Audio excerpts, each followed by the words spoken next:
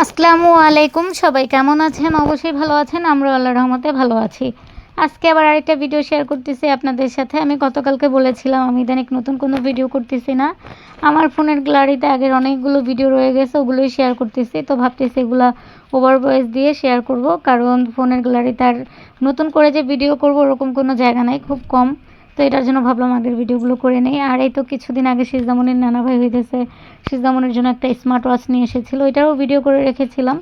তো সময় থাকে না, তারপর শরীরও ভালো না, তত একটা মন ভালো না। আমার কিছুদিন যাবৎ প্রচুর পরিমাণ মাথা ব্যথার, দাঁত ব্যথার। যখনই আমার মাথা ব্যথা হয় চোখ দিয়ে পানি পড়ে, পুরো চোখ ফুলে যায়, মুখ ফুলে যায়, মানে একদম মনে হয় কি একটা ভয়ঙ্কর অবস্থা। তারপরও আলহামদুলিল্লাহ গতকালকে একটু কমই ছিল মাথা ব্যথা, জানি না আজকে আবার কেমন হয়। আর এই যেখানে কিন্তু মিকি অনেক দুষ্টামি করতেছিল সিজদার সাথে। মিকি অনেক দুষ্টামি করে, ঘরের সব কিছু এলোমেলো করে ফালায় দেয়। আমি তো মিকির অনেক ভিডিও আপনাদের সাথে শেয়ার করছি। তো এই তো তার জন্য ভাবলাম যেহেতু ভিডিওটা আছে এটা একটু ওভার ভয়েস দিয়ে শেয়ার করি। তো যেটা বলতেছিলাম যে বাসায় হইতেছে আম্মুর শরীর তত একটা ভালো না, তারপর হইতেছে বাবার শরীর ভালো না, সব কিছু মিলিয়ে আর কি তত একটা বাসার কেউ ভালো নেই। তো এরপরও যতটুকু পারি চেষ্টা করি একটু ভিডিও শেয়ার করার জন্য। আর আগে যে একটা ইচ্ছা ছিল যে না প্রতিদিন যেরকমভাবে অ্যাক্টিভ থাকতাম ওরকম এখন আর পারি না। ইউটিউব চ্যানেলের অবস্থা একদমই বাজে হয়ে গেছে। তারপর হইতেছে আমার ৫৯,০০০ সাবস্ক্রাইবার ছিল, ওখান থেকে কমতে কমতে ৫০,০০০ পর্যন্ত চলে এসেছে। জানি না আরও কতটুকু নিচে নেমে যাবে। আসলে ভিডিও না ছাড়া গেলে কিন্তু এরকমই হয়। আমার অনেক স্বপ্ন ছিল ইউটিউব চ্যানেলটা নিয়ে, পেজটা নিয়ে, কিছুই করতে পারলাম না। পেজের অবস্থা একদম ১২টা বেজে গেছে, পুরো ড্যাশবোর্ড লাল হয়ে গেছে। জানি না আবার কবে সবুজ হবে। আমি যদি রেগুলার ভিডিও না দিতে পারি, পোস্ট না করি, তখন তো এটা আর সম্ভব না। তো তারপরে চেষ্টা করি কম বেশি সবার পরিবারে যেতে, যতটুকু পারি ততটুকু চেষ্টা করি। আর সিজদামণি তো অনেক দিন ধরেই তার অনেক ইচ্ছে ছিল, সে হইতেছে একটা স্মার্ট ওয়াচ নেবে। আমি তো তাকে কিছুই এনে দিব না, তার শখের জিনিসগুলো বেশিরভাগই তার নানা ভাই এনে দেয়। তো তার নানা ভাই তাকে খুব মানে যদি যখনই সে একটা কিছু বলবে যে তাকে এনে দেওয়ার জন্য, তার নানা ভাই যে পর্যন্ত না আনবে সেই পর্যন্ত তার শান্তি নেই। এই যে এখানে দেখেন স্মার্ট ওয়াচটা দেখে কিন্তু সে অনেক খুশি ছিল।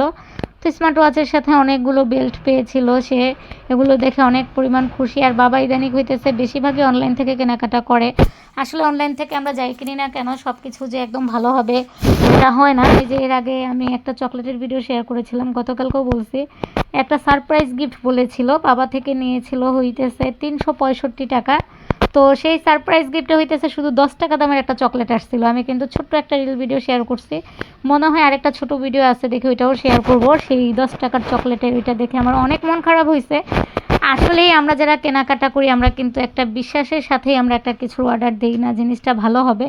আমি মনে করি আমরা যেই কোম্পানিরই যেই জিনিসটাই অর্ডার দিই না কেন, যাদের থেকে নেই তাদেরও কিন্তু উচিত আমাদেরকে ভালো একটা জিনিস দেওয়া, যেন আমরা দ্বিতীয়বার আবার নেই। তো এমন কিছু কিছু জিনিসে কিন্তু মন খারাপ হয়ে যায়। আসলে সব জিনিস যে খারাপ হয় এটা না, মাঝে সাঝে কিছু জিনিস একদম খারাপ হয়ে যায়। তো বাবাকে আমি সবসময় মানা করি বাবা যেন অনলাইন থেকে কিচ্ছু কেনাকাটা না করে। বাবা তো আমার কোনো কথাই শোনে না। আর সিজদামণি তো এই ঘড়িটা অনেক দিন ধরে পড়তেছে, যেহেতু ভিডিওটা আরও আগে করেছিলাম আমি প্রথমেই বলেছি। আর এখন প্রায় মনে হয় মাসখানেক হয়ে গেছে আনা হয়েছে। এর মধ্যে তো কতবার সিজদামণি এই ঘড়ি পরছে, তার মনে হয় ঘড়ি পরার শখও মিটে গেছে। সিজদামণি যখন একটা কিছু নিয়ে আসে নতুন পায়, সেটা হইতেছে ৩ থেকে ৪ দিন সেটার প্রতি তার খুব আকর্ষণ থাকে। সে পরবে, সেটা ভালোভাবে রাখবে। ৩-৪ দিন শেষ, সেটা ড্রেস হোক, খেলনা হোক, যাই হোক। তারপরে মানে সে ওরকম যত্ন করে যে একটা জিনিস রেখে দেয়, সে না ভাঙচুর করবে না। জিনিসটা কোথায় রাখছে বা কী অবস্থায় আছে সেই খবর সিজদামণির থাকে না। তো সিজদামণিকে বলে আর কি লাভ, এরকম আমিও ছিলাম আগে। মানে একটা ড্রেস বানাইলে দেখা যেত ওই যে প্রথম যেদিন পরতাম সেদিনই পরিপাটি করে সব কিছু ম্যাচিং ম্যাচিং করে পরতাম। এখন আর ম্যাচিং করার দিন নাই, মনে হয় এখন জীবনটারই পুরা ম্যাচিং হয়ে পুরা ১২টা বেজে গেছে। মানে এরকম ম্যাচিং হয়েছে কি আর বলবো, মানে এখন আর কোনো কিছুতেই ভালো লাগে না। এখন পুরাই পাইনসা হয়ে গেছি, কখনো এরকম পাইনসা ছিলাম না। তো আসলে সবই উপরওয়ালার ইচ্ছা। আমি মনে করি মানুষের ভালো থাকার জন্য, সব কিছুর জন্য মানুষের জীবনটা সুন্দর হওয়া উচিত। প্রতিটা মানুষের জীবন সুন্দর হওয়ার পিছনে কিছু একটা উদ্দেশ্য থাকে, এমন কেউ একজন থাকে। আসলেই তারপরে হচ্ছে মানুষের জীবনটা অনেক অনেক সুন্দর হয়। যেমন যারা ভাই বোন থাকে, ভাই বোনের সম্পর্কটাও কিন্তু খুব সুন্দর হয়। অনেকজন আছে, 4-5টা ভাই বোন থাকে, তার মধ্যে কিন্তু 2জন 3জনের মধ্যে দেখবেন অনেক মিল, বা 2টা ভাই বোনের সাথে আবার 2-একজনের সাথে ঝগড়া লেগে যায়। এরকম হচ্ছে আমরা যারা বিবাহিত আছি, আমাদের বিবাহিত জীবনেও আসলে এই টাকা পয়সা, খাওয়া দাওয়া, স্বর্ণ গয়না এটা কোনোটাই বড় কথা না। জীবনের লাইফ পার্টনারটা যদি হয় মনের মতো, তাহলে তো কোনো কথা নেই। খাওয়া দাওয়া যেমনই হোক না, জীবনটা কিন্তু খুব সুন্দরভাবে চলে যায়।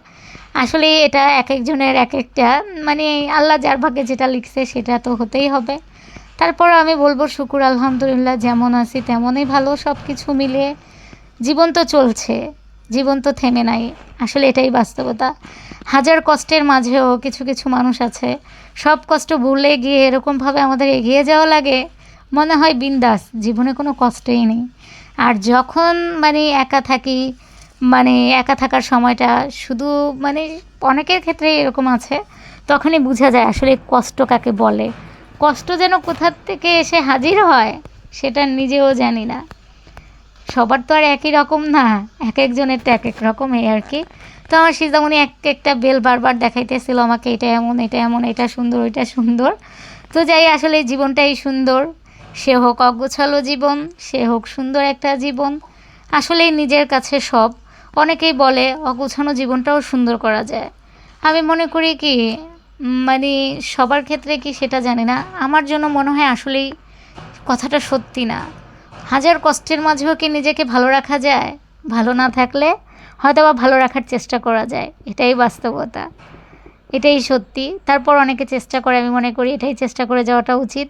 তো সবার জীবনটাই খুব সুন্দর ভালো কাটুক, আর আমার সিজদামণিও তার নানা ভাই থেকে সুন্দর সুন্দর গিফট পাক।